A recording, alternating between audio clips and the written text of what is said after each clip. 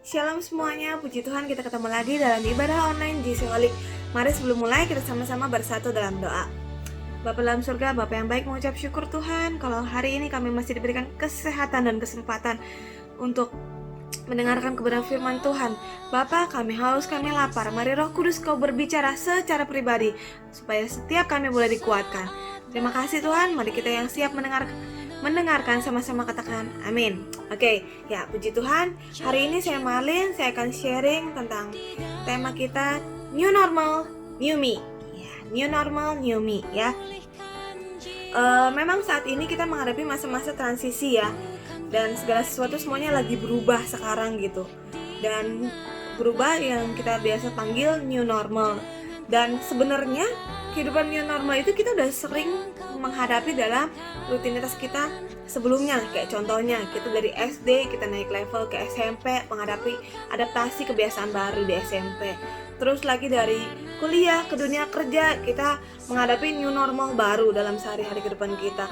Terus sampai kita menikah dan punya anak, itu semuanya kita beradaptasi dengan new normal gitu.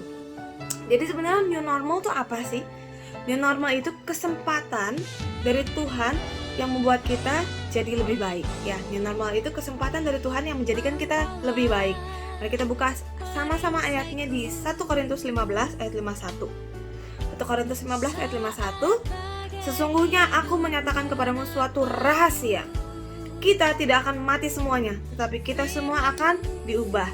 Jadi Tuhan sudah bilang kan di sini, kita tidak akan mati semuanya, tapi kita akan diubah. Jadi kuncinya apa? Perubahan. Tuhan udah bilang perubahan kuncinya. Jadi sekarang ini waktu yang diberikan sama Tuhan supaya kita bisa berubah. Berubah apa? Supaya kita lebih akrab sama Tuhan, punya banyak waktu intimate sama Tuhan. Boleh kita lebih sering di rumah aja kan? Kita juga bisa lebih akrab sama orang tua kita, keluarga kita. Kita bisa belajar banyak hal baru, kayak cooking, baking, berkebun dan lain-lain. Malah kita ketika kita responnya benar, kita bisa dipercayakan sama Tuhan untuk membuka usaha baru. Kayak contohnya yang lagi marah, usaha makanan online gitu kan. Nah, tapi balik lagi, itu semua tergantung dari respon kita.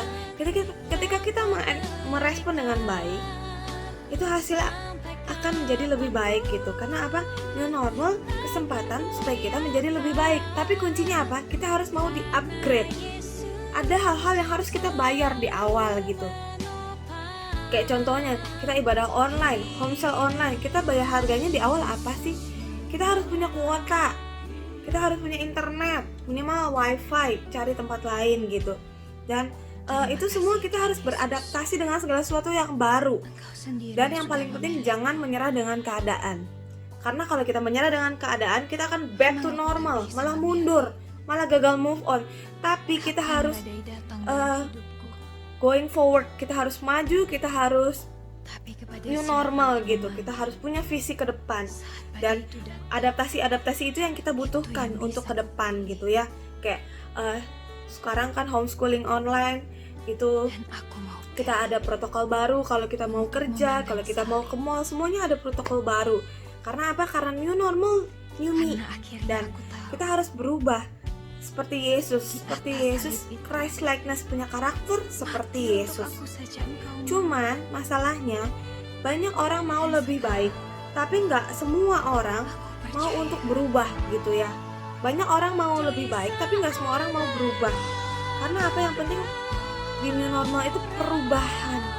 Dan ini yang penting, orang yang berani berubah dalam hidupnya akan Tuhan percayakan hal-hal yang lebih besar. Orang yang mau berubah dalam hidupnya akan Tuhan percayakan hal-hal yang lebih besar gitu. Karena apa? New normal, ya new me gitu. Tuhan akan mampu kirimin kita rutinitas baru supaya kita mampu menghadapi new normal. Cuma pertanyaannya, bukan kita mampu atau enggak menghadapi new normal. Tapi pertanyaannya, kita mau atau enggak sih menghadapi new normal? Kita mau enggak sih berubah gitu dalam menghadapi new normal? Karena kita nggak bisa berubah dengan kekuatan kita sendiri. Kita perlu Tuhan dan kita perlu orang lain. Nah, sekarang gimana kita supaya dapat berubah? Yang pertama, kita harus ada dalam pembapaan. Ya, kita harus ada dalam pembapaan. Kita buka Yohanes 14 ayat 8. Kata Filipus kepadanya, Tuhan, tunjukkanlah Bapa itu kepada kami. Itu sudah cukup bagi kami. Ya, Filipus juga perlu Bapa rohani gitu. Karena semua orang sukses pasti butuh pelatih, butuh otoritas di atasnya selain orang tua ya, yang mengingatkan, yang menegur saat kita salah gitu. Maka setiap kita supaya kita bisa berubah, kita butuh yang pertama pembapaan. Dan yang kedua kita butuh home cell ya, keluarga rohani. Untuk apa? Untuk membentuk dan menajamkan kita. Karena di setiap home cell, semakin kita intimate dengan orang, pasti ada konflik, pasti ada gesekan. Dan itu ujung-ujungnya untuk mempertajam kita sendiri. Jadi di komsel yang berubah tuh bukan orang lain, tapi yang berubah kita sendiri. Kita harus adaptasi, kita harus berubah, yang akhirnya kita bisa semakin lebih tajam. Amin. Ya. Dan bagaimana sikap untuk menghadapi new normal? Ada 2 sikap untuk menghadapi new normal. Yang pertama, berani ubah cara pikir kita, mindset kita. Yuk, kita buka sama-sama di Roma 12 ayat 2. Roma 12 ayat 2, janganlah kamu menjadi serupa dengan dunia ini, tetapi berubahlah oleh pembaharuan budimu, sehingga kamu dapat membedakan manakah kehendak Allah, apa yang baik, yang berkenan kepada Allah, dan yang sempurna. Amin. Nah, jadi kadang yang membatasi setiap kita sendiri itu bukan orang di sekeliling kita, bukan kondisi kita, tapi yang membatasi kita sendiri apa? Pikiran kita, mindset kita. Itu yang membatasi kita untuk berubah. Kita perlu memasukkan firman Tuhan dalam kehidupan kita, supaya firman Tuhan itu bisa memberikan transformasi, perubahan dalam hidup kita. Jadi firman Tuhan itu bukan sekedar informasi A, B, C, no. Kita perlu firman Tuhan supaya kita bisa bertransformasi dalam hidup kita. Amin. Nah, yang kedua, gimana kita menghadapi new normal? Kita harus berani fokus ke depan. Saya ada quotes dari Socrates yang menguatkan banget. Jadi dia bilang, the secret of change is to focus all of your energy not on fighting the old, but on building the new. Ya, jadi kunci untuk perubahan itu bukan fokus menghabiskan energi kita untuk melawan kebiasaan lama, no. Tapi energi kita dipakai untuk membangun yang lebih baik ke depan. Amin. Ya. Jadi kita fokus ke depan, bukan fokus sama kayak oh iya ya enak bisnis dulu lebih jalan, lebih rame gitu kan. Kayak saya sendiri kan usahanya jasa ya gitu. Dengan masa-masa new normal ini, kalau saya lihat dulu, oh iya, kalau saya cuma ngeliat ke belakang, oh iya ya enak ya dulu usaha saya jalan. No, tapi kalau saya cuma bisa ngeliat ke belakang dan saya tidak bisa beradaptasi, saya akan gagal move on. Tapi di sini Tuhan mengajarkan kita untuk beradaptasi dan fokus ke depan. Oke, sekarang yang rame apa? Online. Oke, sekarang usaha online-nya dijalanin. Yang tadinya nggak punya usaha online dari Instagram, Facebook, Shopee segala macam, saya bikin gitu. Sampai kita bisa fokus ke depan. Jadi pakai energi kita bukan untuk flashback ke belakang, tapi pakai energi kita untuk fokus ke depan.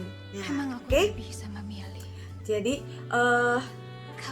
sebenarnya yang salah itu kita nggak salah sih kalau kadang-kadang kita bisa ngelihat ke belakang gitu, tapi jadi masalah kalau kita selalu fokus ke belakang gitu. Makanya kenapa spion mobil kanan kiri lebih kecil daripada kaca yang di depan kan, supaya kita nggak selalu ngelihat ke belakang gitu, tapi kita bisa fokus ke depan. Ya, saya punya ilustrasi yang bagus. Jadi ini kisahnya tentang singa sama rusa. Ada singa yang mengejar rusa gitu. Dan asal kalian tahu, kecepatan rusa itu saat berlari 90 km per jam. Sedangkan singa kalau lari 58 km per jam. Ya, singa lebih lambat kan? Tetapi si rusa itu yakin singa tuh bakal mangsa dia. Makanya ketika lari, si rusa ini pikir kalau si rusa nggak akan lolos. Akhirnya apa yang dia pikirkan itu yang terjadi kan, apa yang dia takuti itu yang menimpa gitu, karena pikiran dia sendiri yang menghambat. Akhirnya si singa bisa menerkam si rusa gitu ya. Jadi kita belajar dari ilustrasi di atas, jangan gagal move on, jangan selalu melihat ke belakang, tapi kita fokus ke depan, karena Tuhan sudah kasih talenta kepada kita untuk kehidupan kita lebih baik. Amin. Yes. Yuk, mari setiap kita malam hari ini, siang hari ini, saya mau berikan satu ayat terakhir di 2 Korintus 5 ayat 17. 2 Korintus 5 ayat 17 berkata, jadi siapa yang ada dalam Kristus, ia adalah ciptaan baru, yang lama sudah berlalu dan sesungguhnya yang baru sudah datang. Dan mari setiap kita hari ini yang kita mau fokus sama masa depan kita, mari taruh tangan kananmu di dada dan mari kita sama-sama berdoa dalam Tuhan. Bapa dalam surga, kami bersyukur Tuhan kalau hari ini Tuhan kami diingatkan kembali Tuhan, supaya kami punya rutinitas yang baru Tuhan, supaya kami beradaptasi Tuhan dalam apapun masalah tantangan yang ada di sekeliling kami Tuhan. Karena Tuhan sudah memberikan kami begitu banyak talenta, begitu banyak kekuatan dari Tuhan Bapa. Kami percaya Tuhan, ketika kami mengandalkan diri kami sendiri, kami tidak bisa. Tetapi ketika kami ada dalam pembapaan, ketika kami ada dalam home cell, ketika kami melekat dengan Tuhan, kami mampu menghadapi new normal, new me Tuhan. Kami mau lepaskan semua pikiran, semua beban, masalah yang membuat kami selalu melihat ke belakang, dan kami mau berfokus ke depan tertuju pada Yesus. Karena kami percaya Tuhan, di dalam nama Tuhan Yesus, ketika kami fokus ke depan, kami siap menghadapi new normal. Terima kasih Tuhan. Dalam nama Tuhan Yesus kami berdoa dan mengucap syukur. Haleluya. Amin. Oke, thank you semuanya. Sampai ketemu di ibadah GC-holic selanjutnya. Dan ada good news. Jadi good newsnya, ini adalah ibadah online GC-holic terakhir ya. Dan mulai Juli kita akan mulai ibadah offline lagi di GBI Kalvari. Oke, can't wait to see you all. See you soon. God bless you. Keep on fire.